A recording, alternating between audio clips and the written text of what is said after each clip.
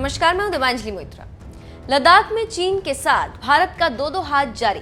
इसी बीच आपने कई खबरें पढ़ी होंगी, लेकिन आज हम सामरिक दृष्टि से एक बड़ी जानकारी देते हैं। जी हाँ, चीन से लड़ने के लिए भारत ने एक खुफिया रेजिमेंट का निर्माण किया जो चीन के छक्के छुड़ा सकता है। इस रेजिमेंट का नाम है टूटू रेजिमेंट।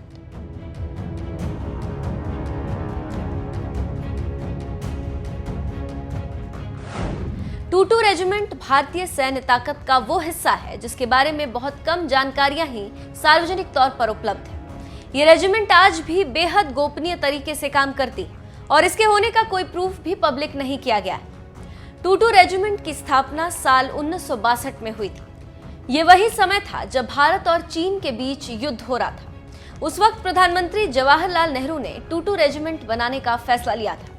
इस रेजिमेंट को बनाने का मकसद ऐसे लड़ाकों को तैयार करना था जो चीन की सीमा में घुसकर लद्दाख की कठिन भौगोलिक स्थितियों में भी लड़ सके। इस काम के लिए तिब्बत से शरणार्थी बनकर आए युवाओं से बेहतर कौन हो सकता था। ये तिब्बती नौजवान उस क्षेत्र से परिचित थे, वहां के इलाकों से वाकिफ थे। जिस चढ़ाई पर लोगों का पैदल चलते हुए दम फूलने लगता है, ये लोग वहीं दौड़ते खेलते हुए बड़े हुए थे। इसीलिए तिब्बती नौजवानों को भर्ती कर एक फौज तैयार की गई। दिलचस्प बात यह है कि टूटू रेजिमेंट को शुरुआती दौर में ट्रेन करने का काम अमेरिका की खुफिया एजेंसी CIA ने किया था। इस रेजिमेंट के जवानों को अमेरिकी आर्मी की विशेष टुकड़ी ग्रीन बेरेट की तर्ज पर ट्रेनिंग दी गई। इतना ही नहीं, टूटू रेजिमेंट को M1, M2 और M3 जैसे हथियार भी अमेरिका की तरफ से ही दिए गए। इस रेजिमेंट के जवानों की अभी भर्ती भी पूरी नहीं हुई थी कि नवंबर 1962 में चीन ने एक तरफा युद्ध विराम की घोषणा कर दी। लेकिन इसके बाद भी टूटू रेजिमेंट को भंग नहीं किया गया, बल्कि इसकी ट्रेनिंग इस सोच के साथ बरकरार रखी गई कि भविष्य में अगर कभी चीन से युद्ध होता है तो ये रेजिमेंट हमारा सबसे कारगर हथियार साबित होगा। यहाँ पर एक बात बताते चले कि टूटू रेजिमेंट के जवानों को विशेष तौर से गुरिल्ला युद्ध में ट्रेन किया जाता है। इन्हें रॉक क्लाइंबिंग और पैरा जंपिंग की स्पेशल ट्रेनिंग दी जाती है।